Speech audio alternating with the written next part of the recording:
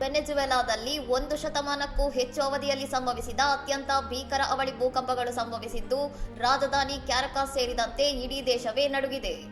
ಸಂಜೆ 6 ಗಂಟೆಯ ಬಳಿಕ ಕೇವಲ 1 ನಿಮಿಷದ ಅಂತರದಲ್ಲಿ 7.1 ಮತ್ತು 7.5 ತೀವ್ರತೆಯ 2 ಅತ್ಯಂತ ಪ್ರಬಲ ಭೂಕಂಪಗಳು ದಾಖಲಾಗಿವೆ.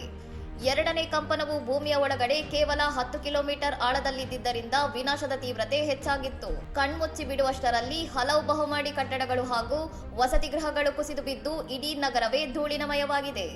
ಮನೆಗಳ ಗೋಡೆಗಳು ಸಂಪೂರ್ಣ ಇಲ್ಲದಂತಾಗಿ ಪೀಠೋಪಕರಣಗಳು ನೇರವಾಗಿ ರಸ್ತೆಗೆ ಕಾಣಿಸುವಷ್ಟು ಭೀಕರ ಪರಿಸ್ಥಿತಿ ನಿರ್ಮಾಣವಾಗಿದೆ. ಕಂಪನ ಆರಂಭವಾಗುತ್ತಿದ್ದಂತೆ ಜನರು ದಿಕ್ಕಾಪಾಲಾಗಿ ಓಡಿದ್ದು, ರಾತ್ರಿ ಇಡೀ ಮನೆಗಳ ಒಳಗೆ ಹೋಗಲು ಹೆದರಿ ಆಘಾತದಿಂದ ತಮ್ಮ ಸಾಕು ಪ್ರಾಣಿಗಳನ್ನು ಬಿಗಿಯಾಗಿ ಅಪ್ಪಿಕೊಂಡು ರಸ್ತೆಗಳ ಮೇಲೆ ಕಾಲ ಕಳೆದಿದ್ದಾರೆ. ಭೂಕಂಪದ ಬೆನ್ನಲ್ಲೇ ಅಮೆರಿಕದ ಪೆಸಿಫಿಕ್ ಸುನಾಮಿ ಎಚ್ಚರಿಕೆ ಕೇಂದ್ರವು ವರ್ಜಿನ್ ದ್ವೀಪಗಳು ಹಾಗೂ ಡೊಮಿನಿಕನ್ ಗಣರಾಜ್ಯದ ಕರಾವಳಿ ಪ್ರದೇಶಗಳಿಗೆ ಸುನಾಮಿ ಎಚ್ಚರಿಕೆ ನೀಡಿದೆ.